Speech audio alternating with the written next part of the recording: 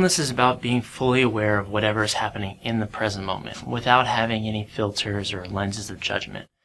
And the great thing about mindfulness is that it can be used in any situation. So in other words, mindfulness is about cultivating awareness of your mind and body and living in the here and now. Now, some experts in the field have described mindfulness as simply observing, watching, and examining.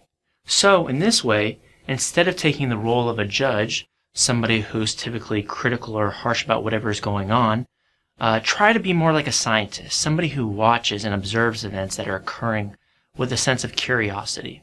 Now, mindfulness allows you to apply this approach to your sensory and internal experiences, as well as the world around you. And in these exercises will guide you in practices that do just that. However, some of the biggest benefits of mindfulness can come from just examining your own mental processes by observing your internal experiences dispassionately or without bias, like a scientist would.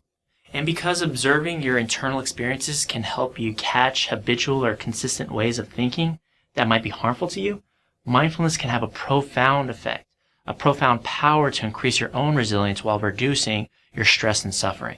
After beginning mindfulness practice, many people tend to notice that after observing their mind with a dispassionate, unbiased, and non-reactive stance, they discover that their mind generally has two modes of operation, either rehearsing or rehashing their lives. Now, before they begin observing their thoughts dispassionately, these folks might not realize how busy their mind is, how often they aren't present with whatever's happening in the moment.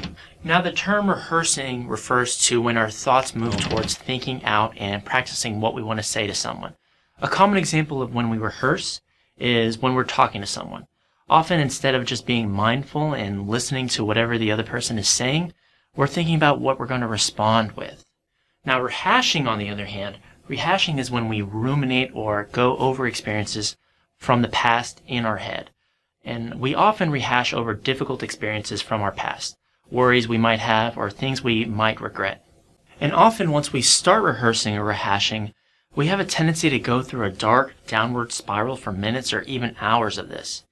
Unless, that is, we instead break out of the cycle by observing our thoughts and feelings, watching them mindfully, accepting them, and then letting them go to come back to the present moment, to the here and now. Now, for a second, just imagine what it would be like if we could let go of rehearsing and rehashing. Just imagine what you could do with all that extra time and energy. Now, after hearing this, you might be nodding off or even acknowledging your own compulsions to rehearse and rehash your lives. But if you want to live fully, you can't just live in the past or in the future. The present moment, the here and now, that's the only place where we can live our life to its fullest. And that's one of the greatest benefits of mindfulness, helping us live in the here and now, helping us become more aware of ourselves.